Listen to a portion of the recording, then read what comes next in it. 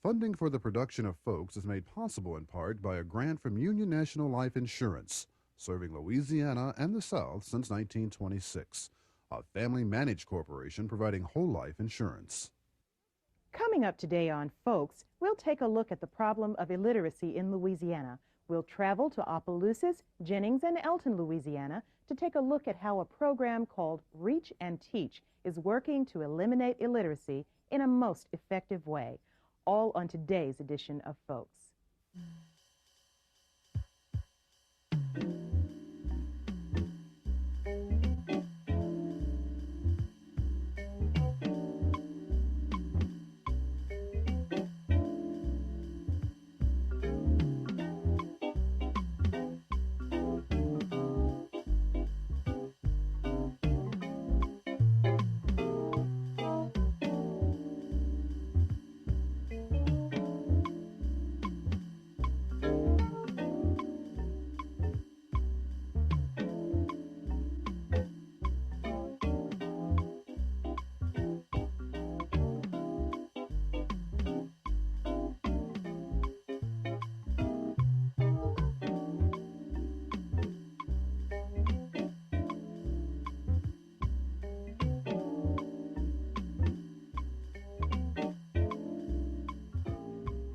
Hello everyone, I'm Sonya Masingale. Welcome to another edition of Folks.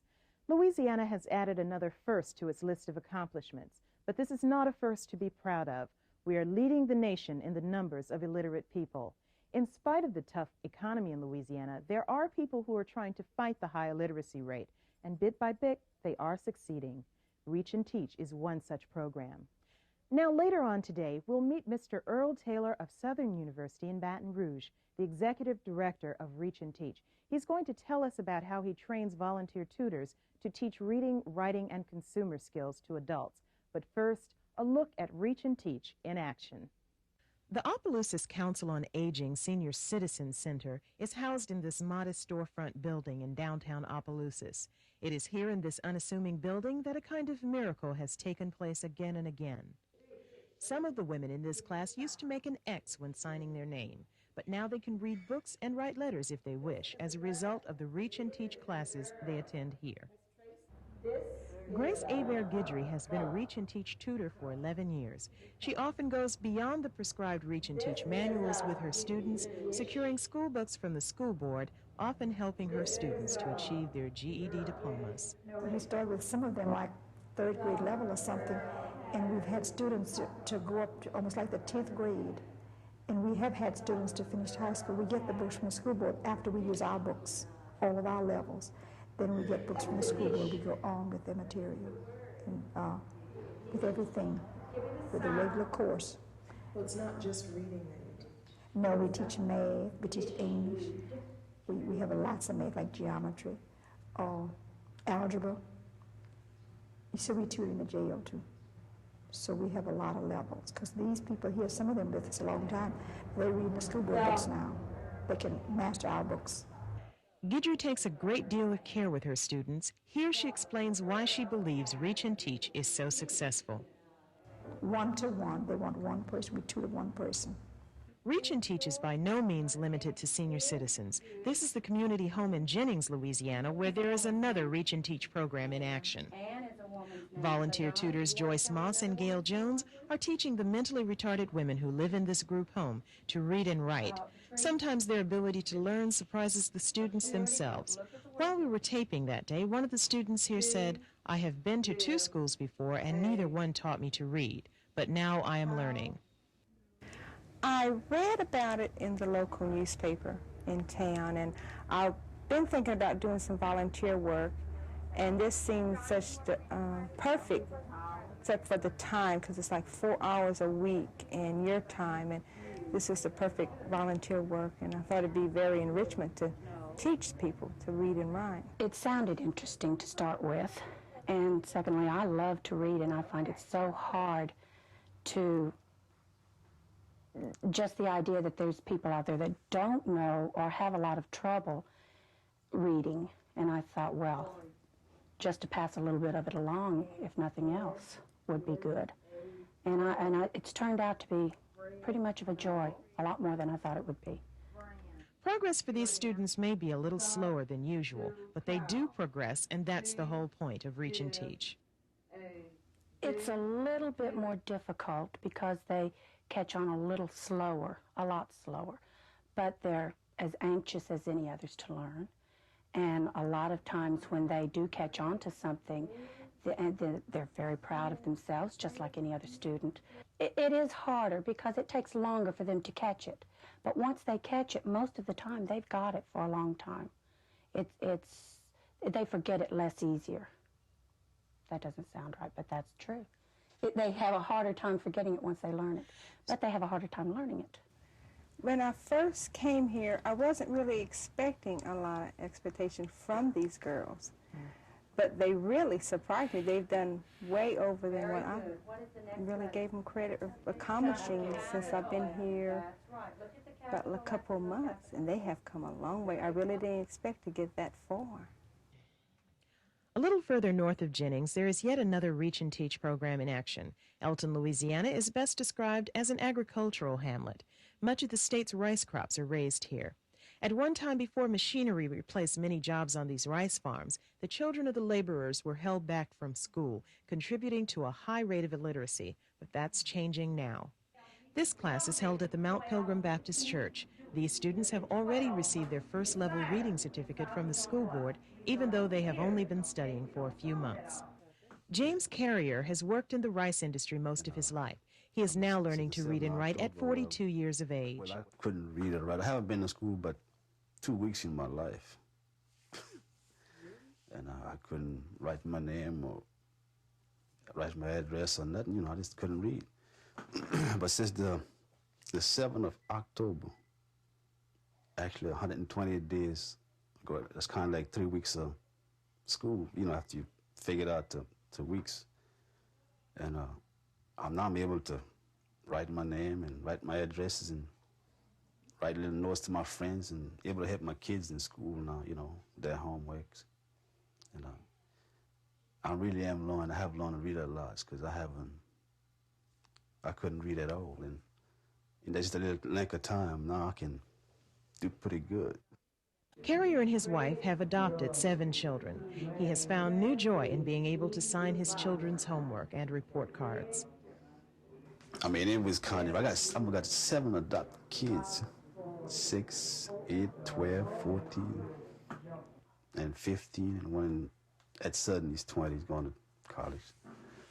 And now I'm able to help them, you know, with their homework. Now I can sign the papers and, you know, like their homework. And it's really, I mean, I'm proud of myself. Leo Francis has only been involved with Reach and Teach for a few weeks, but his progress is astounding. He is 59 years old with no formal schooling. His tutor recruited him for Reach and Teach. First of all, I knew he could not read. How did you know? Through Sunday school, the students are asked to read verses during the lesson, and he would come in and listen, but he did not read because he couldn't. So I asked him one day. I was kind of hesitant about it, but then I said, well, he can only say, no, I don't think so, or sure. So I decided to stop him in front of my house one day, and I asked him, and he said, sure. I don't know for sure how I felt. It made me feel small, made me feel kind of bad, then it made me feel glad that she thought enough of me to ask me to try to teach me how to read.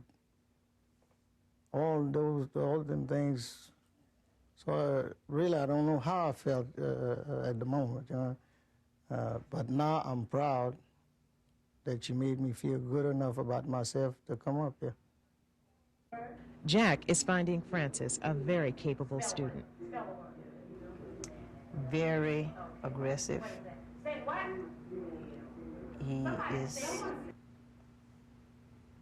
very positive person about his work. He wants to be sure that it's done correctly, and I like that. I don't have to ask him twice if he has homework. He has it in. He'll tell me, oh, I knew I didn't do that right, or I know you're going to get on my time because I couldn't get this right. But he likes it, and he wants to do. He wants to know how to learn how to read.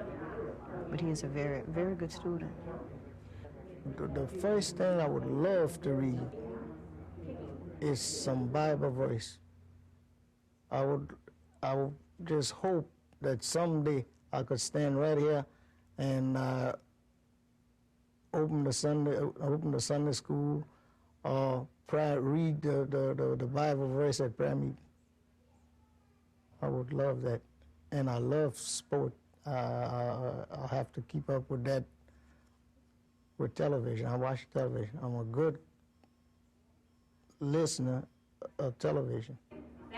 All of the Reach and Teach students we spoke with express a newly formed sense of self-esteem and steely determination to learn.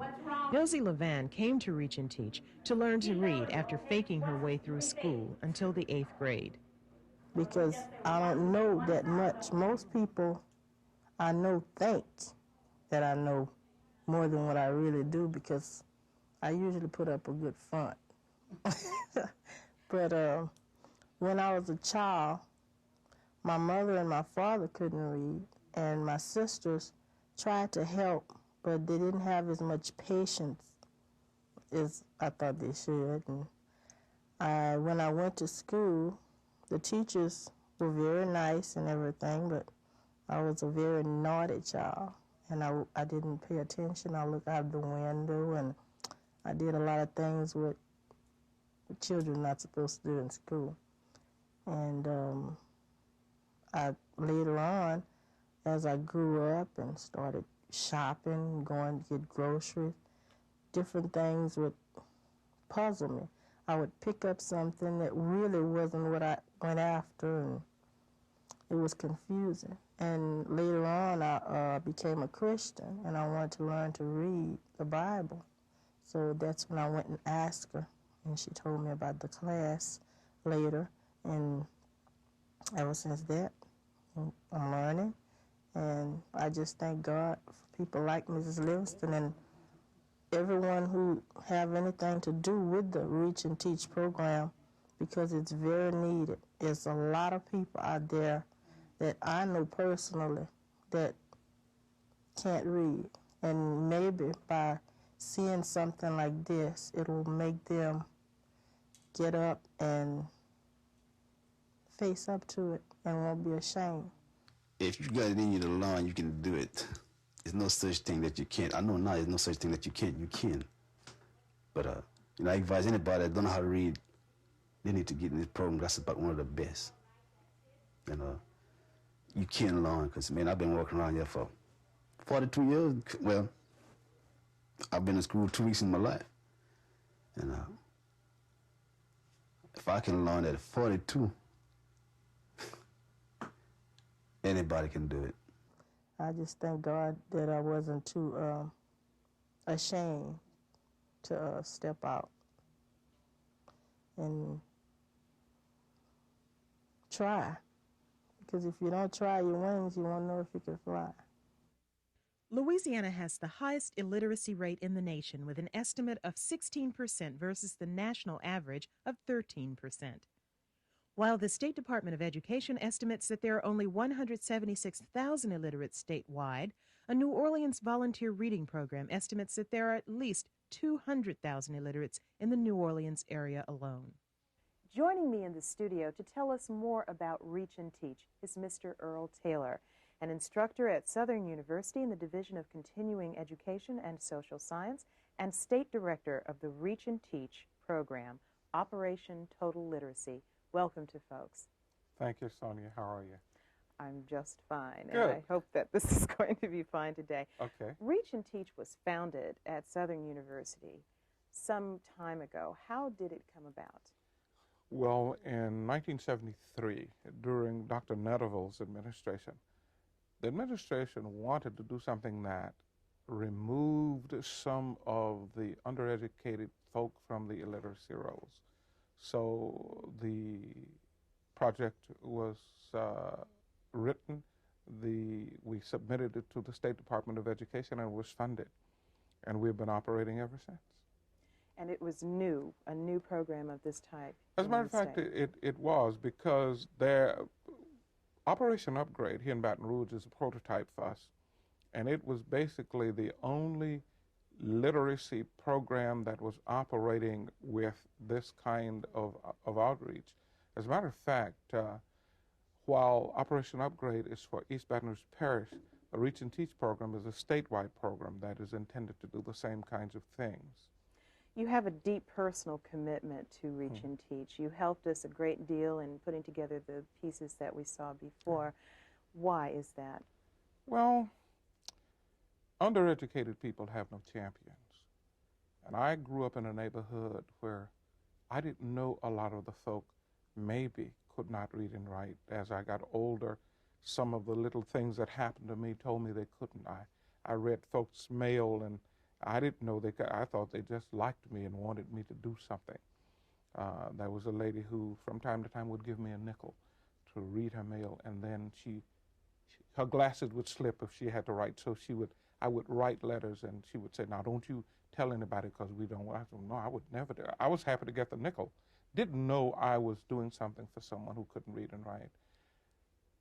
The Reach and Teach program does something that no other kind of literacy program does, because it deals with those persons who don't have the ability to read and write.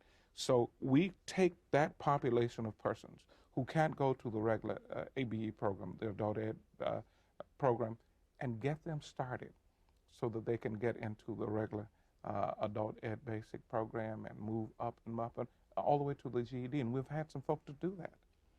It's hard for people who can read to imagine a life without reading. And one of the questions foremost in my mind is, how do you train tutors to teach someone to read, and how does someone learn to read? Okay, we have what we call tutor trainer workshops. And what we do, we get after those erudite, intelligent, literate folk. We disarm them. What we attempt to do is to show them just how disarmed, how almost hopeless, how pointless it is to try to read or follow directions for a person who can't read. You see, illiteracy is akin to blindness. Doesn't matter what the words are. Looking doesn't make any difference. You can't tell where they are or what they are. So you asked that I bring the chart. I'm going to show you. Yes, you brought some of your research materials with us to share with us. Okay, good. This is the Aramis chart. It has the Cyrillic alphabet. And so what we do, we go from the general to the specific, from the known to the unknown. Now we just say, now this is a boy with a round cheek. Say boy. Now we're tracing, we're doing the left to right progression because our people don't know which way words go on the page. And with the English language, we go left to right. And so we show them, we trace, we tell, we give, because we aren't trying to prove anything. All we want to do is to make sure that they once again, or maybe for the first time, approximate what it means to understand what letters are, what sounds are, and how you put those things together to make words. So we say, this is a boy with round cheeks, and we say boy, and they repeat that.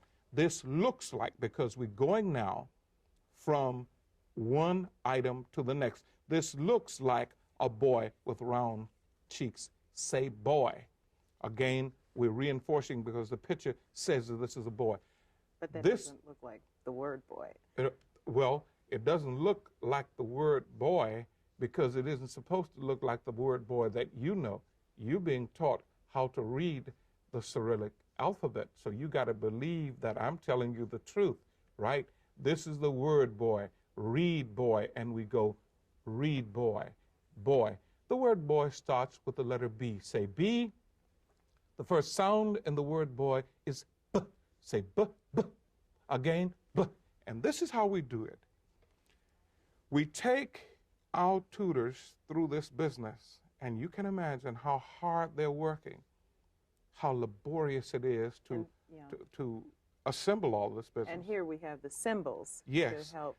We go from the general to the specific, from the known to the unknown. And we teach them, we end up teaching them, this is the word ship, this is the word ladder, this is the word chair, this is the word rope. And then we give them a story to read. Oh, no. Yes. So very quickly, the regimentation that we use is that we reinforce everything by giving words that precede the noun itself. You arrive at something. All of this is the same thing. This is a. We had the word boy, so we will tell them, this is a boy. But we don't teach them to read words. They don't call words. We teach conversation. So we don't say, this is a boy, and leave it, but we do it to get the rhythm. This is a boy, and they're reading along. So we say a little faster, this is a boy. This is a boy, and they're reading.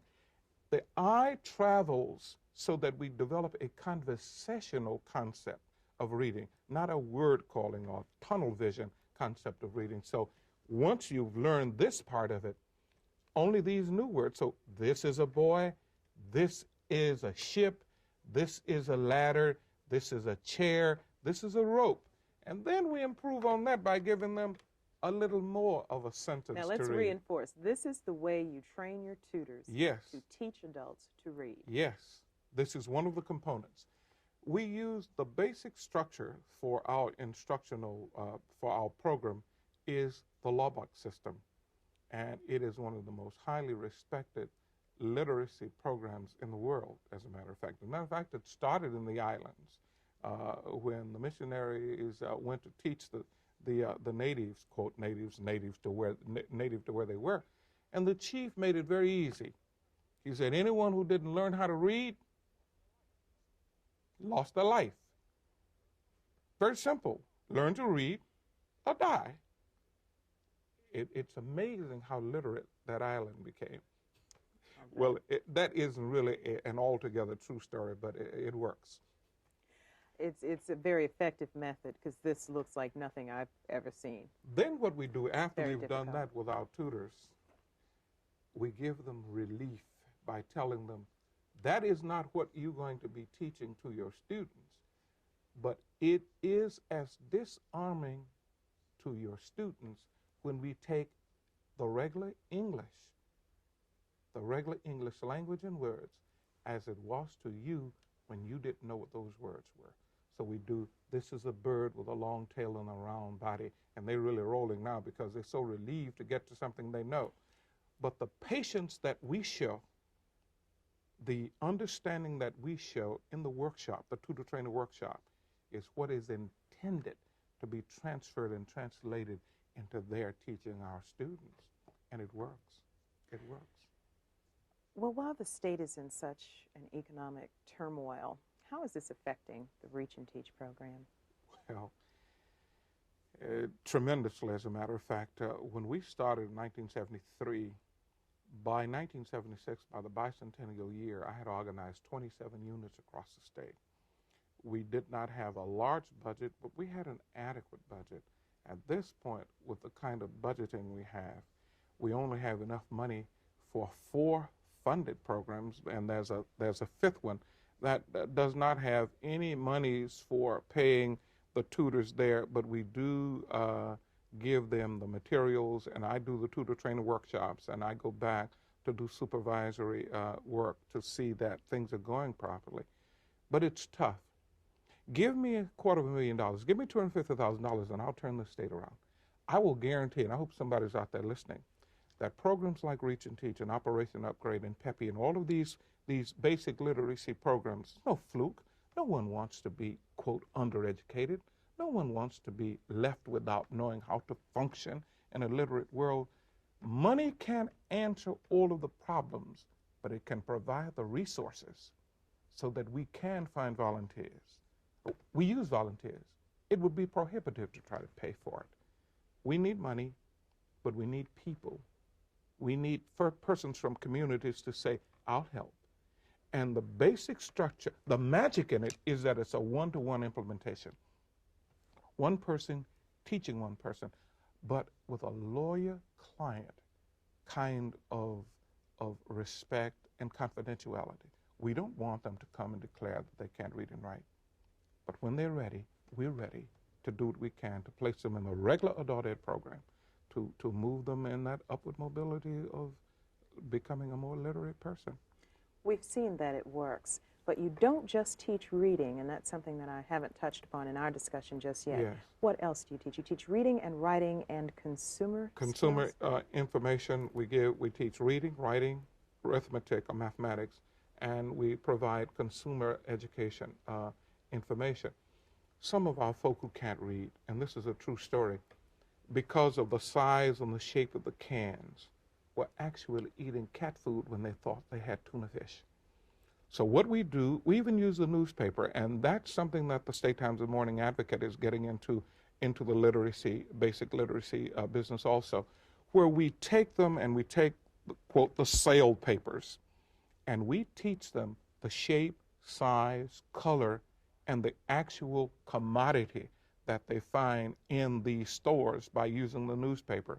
We even have them to bring the commodities from their homes, things that they buy, and use that as a teaching implement. Anything that works, anything that we identify as with how to read and how to identify, we do it. I don't know. The frustration is relieved always by the change of the look on a person's face, by them asking you, is this correct? By saying, I can do that. Just give me a minute.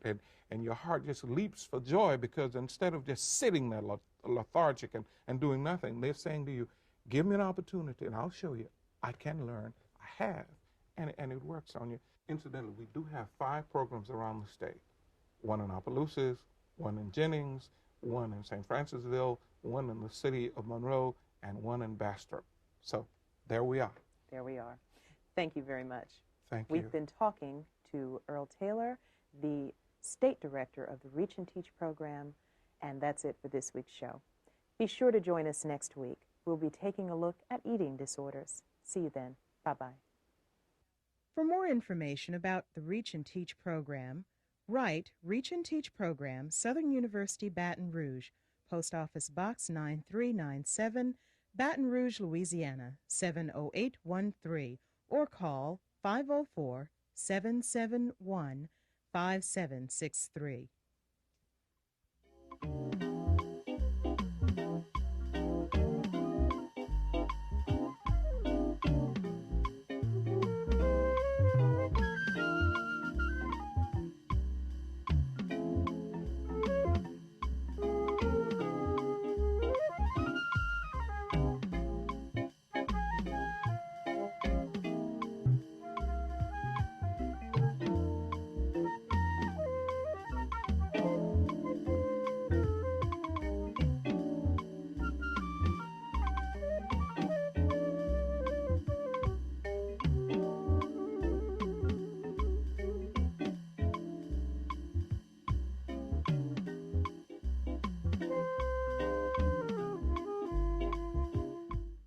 Funding for the production of Folks is made possible in part by a grant from Union National Life Insurance, serving Louisiana and the South since 1926, a family-managed corporation providing whole life insurance.